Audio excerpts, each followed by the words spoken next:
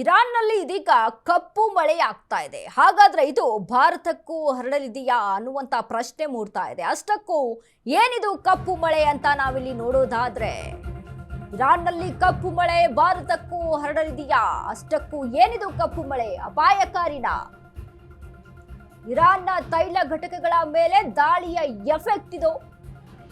Hydrocarbon sulphur ಸಂಯುಕ್ತಗಳು release ಆಗಿದೆ. ಯುದ್ಧದಿಂದ ಪರಿಸರ ಮೇಲೆ ಭಾರಿ ಪರಿಣಾಮ ಬೀರ್ತಾ ಇದೆ. ಇರಾನ್ನ ಹಲವು ನಗರಗಳ ಮೇಲೆ ಕಪ್ಪು ಮಳೆ ಸುರಿತಾ ಇದೆ. ಟೆಹರಾನ್ ಸೇರಿ ಹಲವೆಡೆ ಕಪ್ಪು ಆಮ್ಲ ಮಳೆ ಆಗ್ತಾ ಇದೆ ನೋಡಿ. ದಟ್ಟ ಹೊಗೆಯಿಂದ ಆವೃತವಾದ ಇಡೀ ಪ್ರದೇಶ. ಕಪ್ಪು ಮಳೆಯಿಂದ ಕಾರು, ಮನೆ, ಚಾವಣಿಗಳಲ್ಲಿ ಎಣ್ಣೆಯ ಅಂಶ, ಬೀದಿಗಳ ಮೇಲೆ ಜಿಗುಟಾದ ಅಥವಾ ಎಣ್ಣೆಯುಕ್ತ ಪದರ ಪತ್ತೆ ಆಗಿದೆ.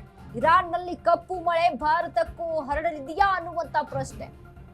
ಅಷ್ಟಕ್ಕೂ ಕಪ್ಪು ಮಳೆ ನೋಡಿ, ಸತತವಾಗಿ ಯುದ್ಧಗಳು ಸಾಗ್ತಾ ಇದೆ. ಇರಾನ್ ಮೇಲೆ ನಡೀತಾ ಇರುವಂತ ದಾಳಿ ಏನು, ಅಮೆರಿಕ ಮತ್ತು ಇಸ್ರೇಲ್ ಜಂಟಿ ದಾಳಿಯನ್ನು ನಡೆಸ್ತಾ ಇದೆ. ಅಲ್ಲಿ ಉತ್ಪತ್ತಿಯಾದಂತ ಕಾರ್ಬೋಹೈಡ್ರೇಟ್ ಇನ್ನೆಲ್ಲಿ ಹೋಗುತ್ತೆ?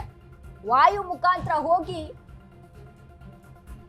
ಮೇಲೆ ಸೇರ್ಕೊಳ್ಬೇಕಾಗುತ್ತೆ ಆಕಾಶದಲ್ಲಿ. ಸೊ ಹಾಗಾಗಿ ಮೋಡಗಳ ರೀತಿಯಲ್ಲಿ ಆವರಿಸಿಕೊಂಡು ಇದೀಗ ಅದೇ ಮಳೆ ಆಗ್ತಾ ಇದೆ ಅನ್ನುವಂತ information.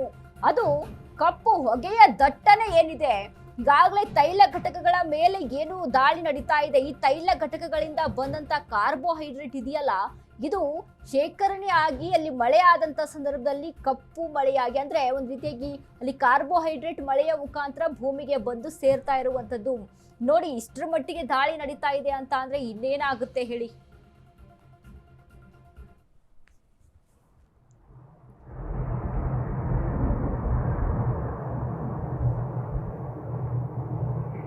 I want to show you something, because after those fires raged, there was actually rain here in Tehran this morning. And you can see here, because this is a white car, that the rain is actually apparently saturated with oil. You can see on my finger that it's completely blackened, and that's something that's been coming down for the better part of this morning. So of course that's also a concern for folks here in Tehran, that there's this rain that came down that seems to be saturated with oil.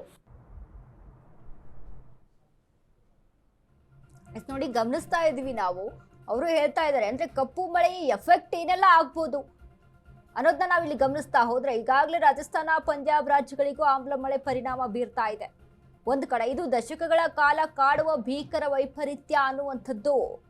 ಇದು ಮಣ್ಣಿನ ಸಾರವನ್ನ ನಾಶಪಡಿಸುತ್ತೆ.